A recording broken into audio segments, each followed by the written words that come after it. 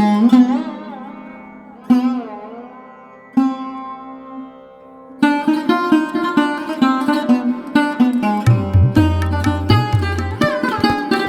একটি ভিডিওতে স্বাগত জানাই। আবারও চলে এলাম তোমাদের জন্য।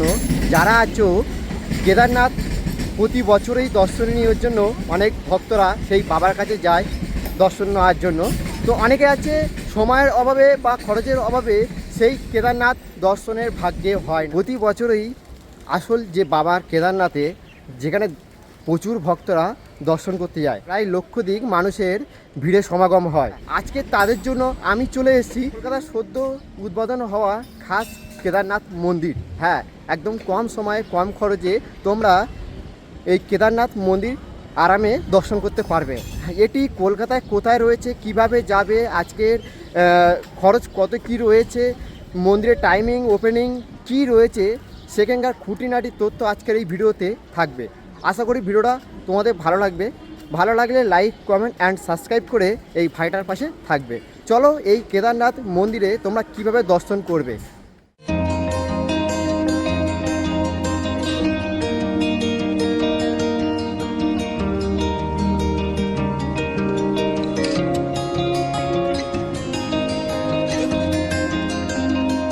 স্টেশনে নেমে গেছি।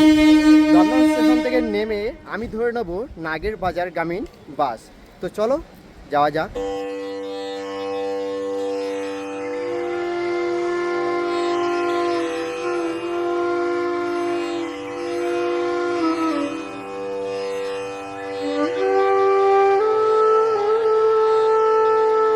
ওখান থেকে বেরিয়ে সামনে এরকম একটা সিঁড়ি পাবে, আর এই সিঁড়ি দিয়ে নেমে যেতে লাগবে বাঁ দিকে। ডান দিকে যাবে না, বাঁ দিকে যাবে।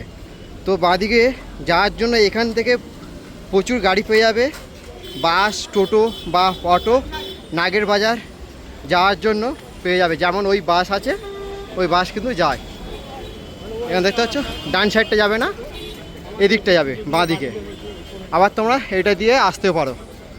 আমি নামলাম এইটা দিয়ে।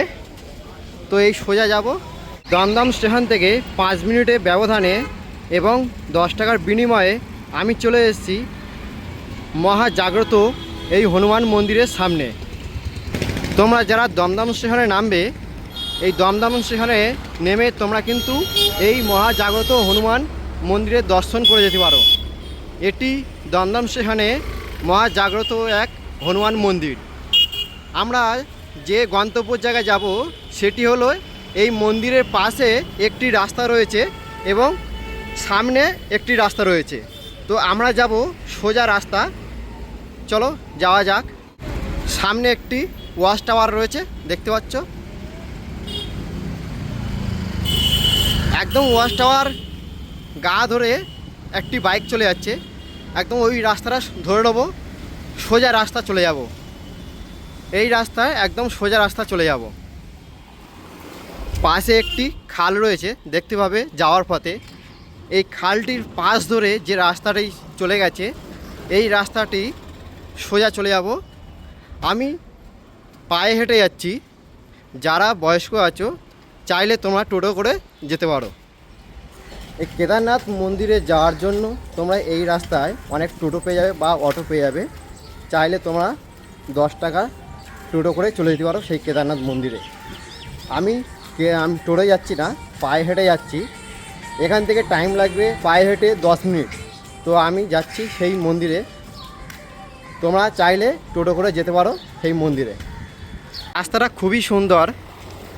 পাশে একটি খাল রয়েছে। খালটার বদলে যদি একটি নদী থাকতো তাহলে খুবই সুন্দর হতো। আমি দেখতে পাচ্ছি বাংলার অর্থাৎ দমদমের এক কেদারনাথ মন্দির। আমি ছবি দেখে বুঝতে পারিনি যে এতটা হাইট হবে মন্দিরটি, বাট এখানে সামনে এসে দেখতে পাচ্ছি অনেকটাই হাইট করেছে। দেখো অনেকটাই হাইট করেছে, এখান থেকে দূর থেকে দেখা যাচ্ছে। তো চলো কাছাকাছি এসে গেছি। এবার তোমাদের দেখাবো সেই কলকাতার সদ্য উদ্বোধন হওয়ার এক কেদারনাথ মন্দির। তোমরা যদি হনুমান মন্দিরের সামনে থেকে যদি টোটো করে আসতে চাও তাহলে টোটোয় উঠে বলবে জয়পুর ফুটবল মাঠ। আমার পিছনে তোমরা দেখতে পাচ্ছ একটি ফুটবল মাঠ রয়েছে, নামতে পারো, বা এটিও বলা যায় যে কেদারনাথ মন্দিরের সামনে নামবো বললে নামিয়ে দেবে। তো চলো, এই হচ্ছে গিয়ে আমার পিছনে ফুটবল মাঠ, আর এখানে হচ্ছে গিয়ে স্বামী বিবেকানন্দ স্ট্যাচু অর্থাৎ মূর্তি। কত সুন্দর কাজ করা দেখতে পাচ্ছ। আমার ভালোবাসা 18 নম্বর ওয়ার্ড নেতাজি সুভাষচন্দ্র বসু ঘোড়ায় বসে আছে, তার ঠিক মূর্তি রয়েছে, আর তার ঠিক সামনে রয়েছে কেদারনাথ মন্দির। আচ্ছা, বর্তমান পৌঁছে গেছি। আজকের গন্তব্য হলো অর্থাৎ বাংলার তথা দমদমের এক কেদারনাথ মন্দিরের সামনে দাঁড়িয়ে আছি মন্দিরের এক পাশে, আর মন্দিরের হাইটটা প্রায় 2 তলা বাড়ির সমান দেখতে পাচ্ছ। এবার মন্দিরের আকারটা দেখতে গেলে একটু ছোট, আর সামনে রয়েছে এটি মূল মন্দির, আর সামনে রয়েছে নাট মন্দির দেখতে পাচ্ছ। নাট মন্দির একটি মন্দির প্রাঙ্গণ। তো চলো মন্দির প্রাঙ্গণ জুড়ে দেখাবো আজকের মন্দিরটি। চলো।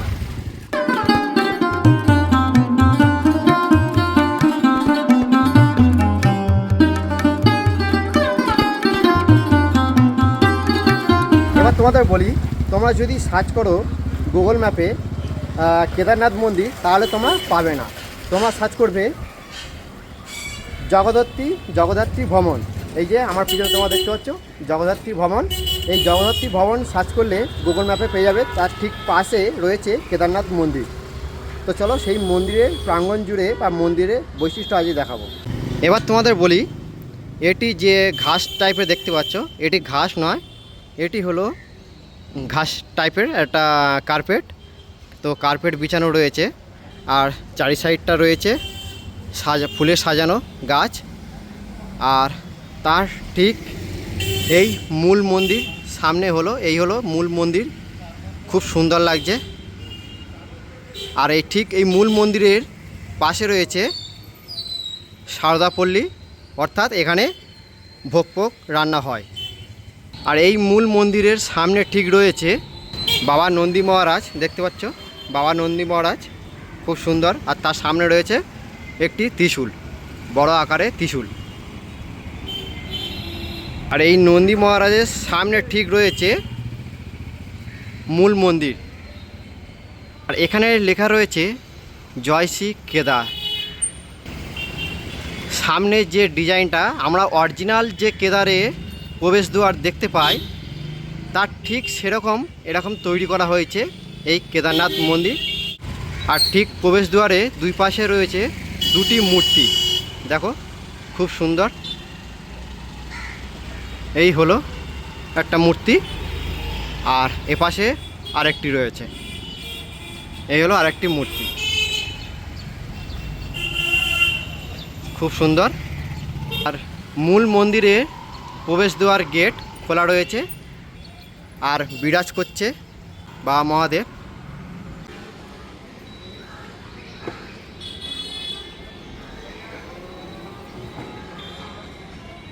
তো এবার তোমাদের জানিয়ে রাখি, অরিজিনাল উত্তরাখণ্ডে কেদারনাথ মন্দিরের ভিতরে যে শিবলিঙ্গ আমরা দেখতে পাই, এটি আর 4টি অন্যতম শিবলিঙ্গ মতন নয়। এটি যেটা হচ্ছে কি আমরা গৌরীকুণ্ড ওপরে যে শিবলিঙ্গ দেখতে পাই, এটি সেটি নয়, এ পাহাড়তম এক শিবলিঙ্গ। তো এই কেদারনাথ মন্দিরে রয়েছে। তো এই দমদমের কাছে এই কেদারনাথ মন্দিরে সেই শিবলিঙ্গ রয়েছে এই মন্দিরের ভিতরে।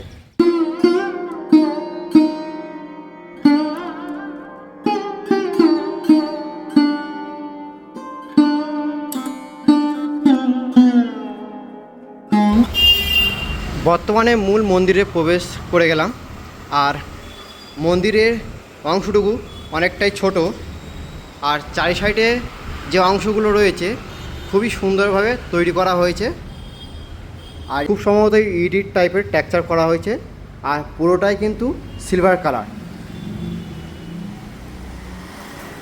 এবার তোমাদের দেখায় যে মূল বিগ্রহ অরিজিনাল কেদারনাথের মন্দিরের ভিতরে যে শিবলিঙ্গটি রয়েছে তা ঠিক সেরকমটাই নয়, তার অনুকরণে যে এক বিশাল পাহাড় সমান যে শিবলিঙ্গ সেটি কিন্তু এখানে করা রয়েছে। আর তার পিছনে রয়েছে বাসন্তী নাগ, একদম গাছের সাথে পেঁচিয়ে রয়েছে, দেখতে পাচ্ছ, খুব সুন্দর। আর এই শিবলিঙ্গের পিছনে রয়েছে আরও একটি ছোট শিবলিঙ্গ, যেটি গৌরীকুণ্ডে দেখতে পাই। ছোট শিবলিঙ্গ দেখতে পাচ্ছ। আর একদম সামনে রয়েছে বিশাল বড় আকারে এক ত্রিশূল, প্রায় 5 ফুটের ওপরে হাইট হবে। তো চলো এবার ওই পাশটা একটু দেখাই ঘুরিয়ে। যেটা আমরা সব জায়গায় দেখতে পাই যে ছোট শিবলিঙ্গ, সেটি কিন্তু এখানে রয়েছে এই বড় আকারের শিবলিঙ্গর পিছনে, দেখতে পাচ্ছ। আর বাবার শিবলিঙ্গের ওপরে সেই যত রকম ফুল লাগে সেই ফুল কিন্তু এখানে দেওয়া হয়েছে, এবং ত্রিশূলের ওপরেও মালা দেওয়া হয়েছে, বেশ সুন্দর করেছে। ছাদের ওপরে যদি তাকাও, এরকম অসংখ্য লাইট এবং ফ্যান রয়েছে, যেটি ভক্তনাথীরা যেন গরমে না কষ্ট পায় তার জন্য ফ্যান এবং লাইট লাগানো রয়েছে এরকম সিলিং জুড়ে। আর এটি হচ্ছে কি মূল প্রবেশ গেট, আর তার ঠিক পাশে রয়েছে প্রস্থানের জন্য আরও একটি গেট।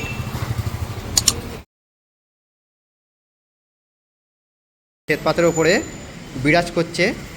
আর খুব সম্ভবত একটু আগেই পুজো হয়ে গেছে, যেহেতু আমি সকালে এসেছি, এখন ঘড়ির কাঁটা 10:30, তো এখন পুজো হয়ে গেছে, সেই কারণের জন্য ধূপটুপু এখন জ্বলছে, মালা দেওয়া হয়েছে, দেখতে পাচ্ছ। আর তার কিছু পাশে রয়েছে পুজোর সামগ্রিক জিনিসপত্র। খুব সুন্দর পরিবেশ।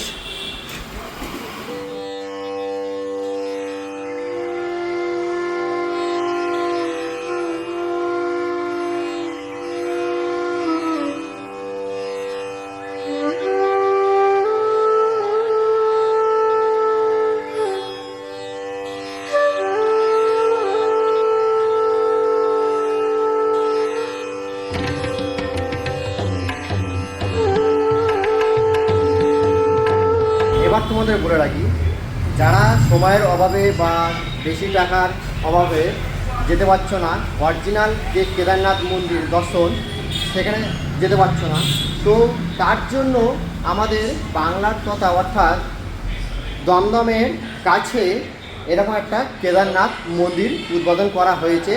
চাইলে তোমরা একদিনের ছুটিতে একবেলাতে ঘুরে আসতে পারো এই কেদারনাথ মন্দিরে। তা এই সুন্দর একটা কেদারনাথ মন্দির তোমরা কলকাতার কাছে ঘুরে আসবে, আশা করি তোমাদের ভালো লাগবে।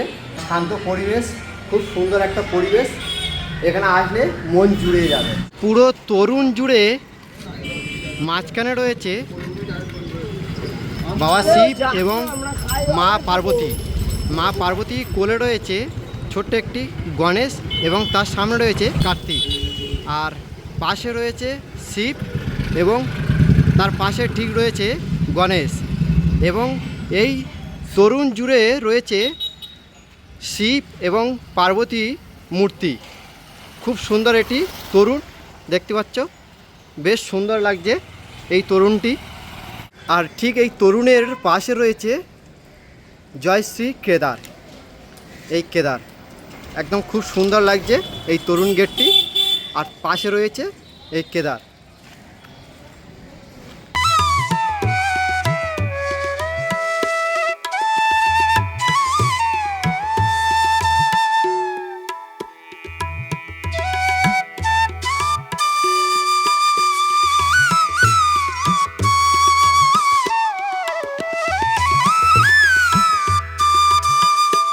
এই দমদমের কেদারনাথ মন্দিরই তোমাদের কেমন লাগলো অবশ্যই কমেন্ট করে বলবে। আর যারা যারা এই দমদমে যাওয়ার পথে এই দমদম স্টেশনে এই কেদারনাথ মন্দির তোমরা দর্শন করতে পারো, খুবই ভালো লাগবে। যারা সময়ের অভাবে অরিজিনাল যে কেদারনাথ মন্দির দর্শন করতে পারছো না, সেটি কিন্তু কলকাতায় করা হয়েছে, এতেই একদম সদ্য উদ্বোধন করা এই কেদারনাথ মন্দির। তো এই কেদারনাথ মন্দির কেমন লেগেছে কমেন্ট করে অবশ্যই বলবে, আর বলে যাবে কমেন্টে জয় শ্রী মহাকাল। আর এরকম আরও নতুন নতুন ভিডিও দেখতে গেলে সাবস্ক্রাইব করে পাশে থাকবে এই ভাইটার পাশে। তো চলো দেখা হচ্ছে ততক্ষণ অন্য কোনো ভিডিওতে। ভালো থেকো, সুস্থ থেকো, জয় বাবা মহাদেব।